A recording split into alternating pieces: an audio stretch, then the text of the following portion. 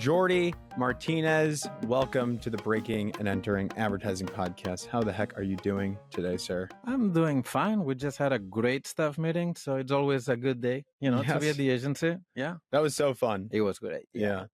We saw quite the performance by Michael Chapman. So that was the treat. It's always Chapman. Did you classic? Were you a part of that in any way, shape, or form? I always, part on the behind the scenes, a little bit, but you don't have any active role this time. Love it. So you are the executive creative director at the Martin Agency. So I want to understand what that means. Yeah. What's your role here? And then through line, we want to understand what it's like to work at Martin today behind the scenes. So as executive creative director, I'm in charge of leading part of the creative department, do new business and high level touch with one of the biggest clients that we have. I'm also the global creative director for Oreo, so that also takes a lot of my time. Oh yeah. Yeah. That's a fun one. Yeah. The recent work that you guys launched with a large beverage brand, I don't know if we're allowed to say it, was incredible. Yeah, you can say it with Coca-Cola. With Coca-Cola, it's out. We kept it in secret for 497 days, as Elizabeth explained. So now you're feeling good to talk about it live. Yes, finally. Yeah. And so you were the lead on that. Yes. And you worked, I believe you guys worked with Coca-Cola's agency? Yeah, AKQA. Interesting. Got it. And how was that dynamic working with them? It was fantastic. I'm going to say, I come from a digital background, so AKQA was always one of the agencies that I admire. So it's kind of nice, very smart and easy people to work with. And where are they based out of? They had agencies in LA, but we worked with the Sao Paulo office. Okay. Yeah. Nice. So it was all remote and some meetings in person. Fun. Really fun project. Amazing people, amazing team all over. I have to try that. Is it still available? Yeah. Yeah. It just hit the store. So you should try it. Both the drink and the cookie. Nice. I would dunk the... Don't do it. Legally, we're not supposed to tell people to dunk the cookie on the Coca-Cola. I said it. I want to do it. I corrected him, so I'm good. Yeah. I would have totally tried to pitch that, but that's why I'm not in the creative. It's all good. Yeah. So I was informed that you have sort of this digital technologist angle, vibe, minor in your career. How do we talk about that? What does this mean? Can you confirm this is true? It is absolutely true. And, a lot of people will always talk about imposter syndrome on this industry, right? Like mine goes to the empowered because I shouldn't be in the position that I'm in, technically. Why do you say that? So I started as a coder back in Barcelona. I was born and raised in Barcelona. I did humanities in college just because I always love literature, philosophy. But on the side, I started coding since I was 10 years old with an Amstrad CPC. Too young to know what that computer is, but, people my generation will know. And randomly, I got a job at a government agency building websites and CD-ROMs. Okay. And then somehow a digital agency called W called me up. He's like, hey, Jordi, you want to do some freelance for us? We've seen some of the websites that you do. Would you be interested? And I started working at a digital agency, not knowing anything about advertising. Okay. I was doing coding, humanities, coding, website building interactive experiences, CD-ROMs. Again, tell me how old you are without telling me how old you are, I'm not sure what that is. What is that? Exactly. It's a little, the coaster that you used to put the glass on top, but it had information on it. Oh, CD-ROMs. CD-ROMs. Got it. You just did what I told you that people do to me. Like I say a word, in my head, it sounds exactly how you said it. I have to be real. Anyway, so I started working at a digital agency and I was coding and doing experiences for Nike, Coca-Cola.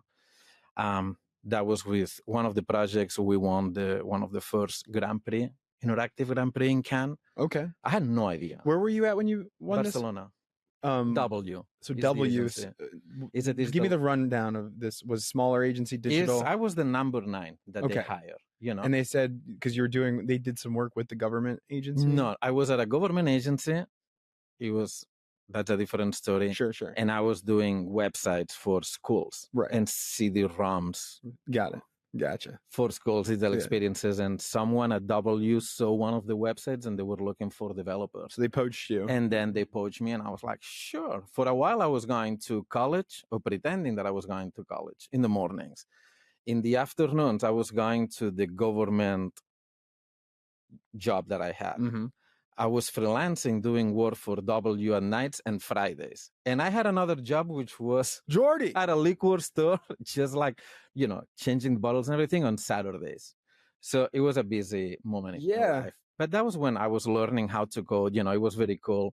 And that was my first experience with advertising, was building digital experiences for Nike, Coca-Cola, San Miguel, a few brands from Spain.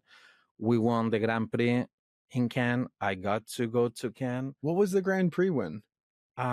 When? What was the campaign? It was for a Nike campaign. It was for a race in Barcelona. And then we got a gold also for a beer called San Miguel. And it was, for that time, it was very advanced. It was like a social network with characters and storylines. It was half role playing. It was fascinating. So did you realize when you got to W, that was the agency, that the importance of a Grand Prix? Like, had no idea. Like, no you're like, okay, I just won this Grand Prix lion thing. What's this? Nothing. What's this tiger statue thing? Swear to God, no idea. Our founder and boss, Daniel Solana, he's one of my biggest mentors in my life. He got us all together on a Wednesday, I think it was. And he's like, hey guys, I just got a call from the Cannes Festival. We won a Grand Prix, so who wants to come? We jumped on a car and we drove to Cannes from Barcelona. Incredible. We stay in an apartment like 30 miles away from Cannes because it was last minute. You know what I mean? Yeah, and it's expensive when you get close. It was expensive. Yeah. How far is that drive? Maybe it was 7 or 8 hours, or 9 hours. That's nice. Yeah. Yeah. That was, and then I realized, okay, this is kind of cool. You're like really getting immersed into you really got thrown into the advertising world. It was my second year in advertising, and I love the idea of, not just coding, building experiences, but also concepting and the idea behind and the strategy behind, right? Like it was my first touch with advertising, and that made me fall in love with. Was your name on the credits for that Grand Prix win? Yeah, I'm sure it is somewhere. Yeah. I don't know. So but this is unprecedented. 2008 or 9 or something like that. I don't know. That was only a couple of years ago, like 2, 3. Yeah, sure. I'm not sure what year it is now. Incredible. Yeah, this is unprecedented, right? Like not a lot of people start their first or second year winning a Grand Prix or a high up award like that. So, and to be honest, it's not that we care. We really enjoy what we were doing. And it was very new. Granted, it was Spain. It was 25 years ago. Not a lot of people was online, and it was like groundbreaking every single time. Everybody knew everybody. Right. But it was very, very exciting. Exciting. Did you catch the itch then when you were walking around the Palais? I thought that it was surreal for sure. How you didn't buy in just yet. You were like, I don't really know what this is all is about. Like everybody's drinking rosé, and all the advertising friends are gonna get mad at me. But it was kind of surreal to realize that when we got into the Palais, we were nowhere. No one would stop us. No one knew who we were. And then walking back with a lion, with a Grand Prix, everybody was our friend. Like, okay. Then you get attention from everybody. Everybody. So what do you do after that? You have all this attention now. Do you? Nothing. We go back to Barcelona and next project and keep working and having fun and learning all I could learn. And then at some point, I decided that I wanted to see the future and move to New York by myself with my girlfriend back in the time, and freelance from New York, trying to get a job in New York, not knowing anything about visas, not knowing about anything. It's a tough process. I had to come back in less than a year. I went through all my savings and had to go back to Barcelona.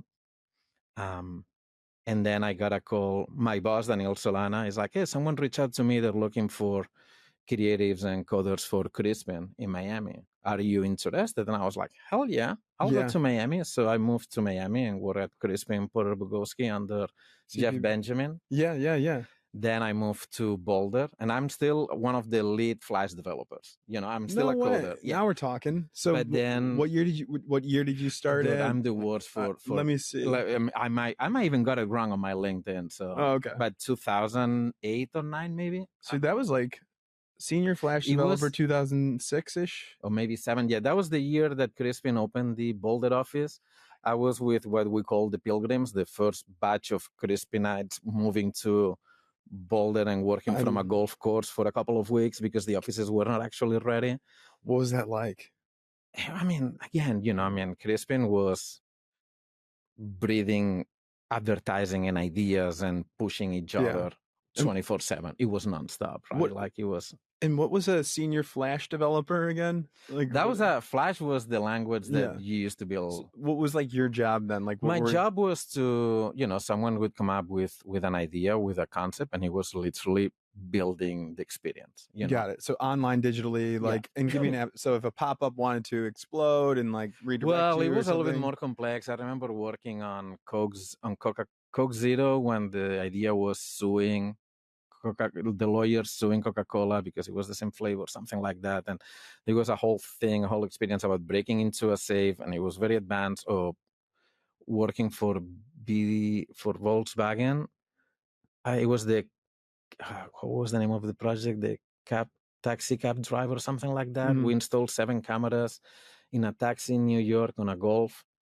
You remember that show, the one that it's a karaoke, you jump into a taxi and there's Cash Cab? Yes. So it was based on that. Yeah. A driver that it was actually from Boulder, never been in New York, to prove how easy it was to drive the new Golf. We put him as a taxi driver in New York City with 7 cameras inside and giving rides to people for free. Yeah. So building the experience, the side where you could select the different camera angles, it was incredible. That was my role. But it was at Crispin that I started pitching ideas. And there was one day that Jeff Benjamin was the one that told me, it's like, Jordi, you can come up with ideas. Keep doing ideas. You're a creative. So I started moving more into creative. And that led me to Wieden+Kennedy, Portland, where I started the digital studio. Then from there, I went to Wieden+Kennedy, Amsterdam, and I was the global digital creative director. Back then, there was still the difference between digital and non-digital. And I work on campaigns for Nike, again, Coca-Cola, for EA, Electronic Arts. While I was there, I still wanted to build experiences. And I found that most of the times the digital experiences were the last pages on a PDF on a presentation. So I wanted to quit. I quit advertising, but they didn't let me. Dan Wieden was there, and Lee Newman was the president of Wieden+Kennedy Amsterdam. He suggested, hey, why don't we open a business unit within Wieden+Kennedy Amsterdam just for digital experiences? You can pitch our clients directly. And then I opened the Dam Armada, which was a business unit within Wieden+Kennedy Amsterdam. And we developed prototypes and experiences directly for Coca-Cola, for Nike. It was a wild year and a half. Then I quit. Then I was done with advertising. You're done with advertising. I'm done. And then why? Because you were burnt out? I was burnt out. Yeah. I was burnt out. And I think that, it's a business that it's demanding, and you put everything you got. And at some moment, you need to take a break, Right. And I was coming from Crispin, Wieden, they're These are some powerhouses. I mean, those are the best, amazing people you work with, and it's nonstop. And, I just got bored, There were some personal issues too that I went through, but, everything collided, and I decided to, let's take a break. Take a break. I was in Amsterdam. What was going on in your brain? I'll find another, maybe I'll just go back to making websites, or what was going on? Yes, it was all of it. I actually, I freelanced for a while as a iPad developer, and I worked for some production agencies. Yeah, as a developer back on your own time. You're picking up your own projects, a little bit slower pace, whatever you feel like. I miss the building things, So I went back to that, and then a friend called me, hey, you want to do a freelance at Martin Agency? Mm-hmm. And funny enough, so Martin just won Oreo as agency of record. That's almost 12 years ago. Right. And they were pitching Super Bowl ideas against Wieden+Kennedy. Oh, okay. And a friend called me, Jordi, you want to come and pitch some ideas? And I was like, yeah. And I remember, swear to God, it was Jorge Calleja, another very good friend and another mentor of mine. I said, Jorge, you're on Martin. Yeah, what is Martin? In Richmond. Cool. What is Richmond? He's like, in Virginia. Okay, yes. What is Virginia? Yeah, keep it going. Yeah. And I came and I spent 2 weeks pitching ideas, and the experience was amazing. Where were you at before? I was freelancing back in Barcelona. I was just doing my, I was and you got a call, somebody said, why don't you come freelance at the Martin Agency in Richmond, in Virginia. Yeah. You didn't know what Richmond was. You weren't very sure about Virginia. Mm-hmm. And you said, and what brought you there was the opportunity to pitch Super Bowl ideas for Oreo, competing against an old agency that you worked for. It's fun. I love, I've always loved Oreo, and then there's Super Bowl, which, I never had a chance even to pitch ideas for Super Bowl. So, and he was a very good friend of mine. I was like, yeah, absolutely. I'll go there. You'll stop by for a little bit. And then in those 2 weeks, they made me an offer. And I said, yeah, why not? My original thought, and not kidding, was like, you know what? I'm coming to Richmond. I'll spend 1 year maybe. I'm back in the States. I always love being in the States. Yeah. If doesn't work out, I'm already in the States. I have my visa figured out, so I can go somewhere else that I want to. Right. So you're like, we'll test it out for a year. And then it's been 12 years. And all of a sudden, and I fell in love. I remember the first review, I was explaining my ideas in front of maybe, it was a Super Bowl. So there might be like 10 different creative teams, all the C-suite was there, I still remember the wall on the second floor where the pitch, was explaining the idea, and I was sweating bullets. Of course. I came from Wieden+Kennedy, Crispin, like very hardcore. Back in the day, it was very hardcore, Yeah, so what made this, wouldn't you be used to? Was it the Super Bowl? Was it the people? No, it was the people. I was pitching, and people kept jumping and trying to make the idea better. They were genuinely trying to make the idea better. They were not there to destroy it. They were really trying to make me succeed. A freelancer, granted. Right, from so Barcelona. They welcomed you in. Yes. God. Because sometimes you can be like, you can view freelancers as competition. Like, why are you bringing in this external person? Yeah, or not all the ideas need to be good, but, and some people might take it like, well, this is my chance to make my idea shine more than, Right. And it was not like that. They were supportive, wanted the best idea to come forward. Exactly. And all together we'll figure out what's the best idea, and it doesn't matter where it comes from. And that truly struck me as something different, right? Like, and then when they make me, Jordi, you want to join? I was like, yeah, that was a no-brainer. Again, I came for a year, and it's been 12 years and, going through the ranks. But to my point about the imposter syndrome, right? Like, then I became, as a CD, there was no digital CD. Then I was a group creative director on Mondelez, and then they make me ECD to oversee one of the villages with different clients. So I'm not a copywriter, right, by trade. I'm not an art director by trade.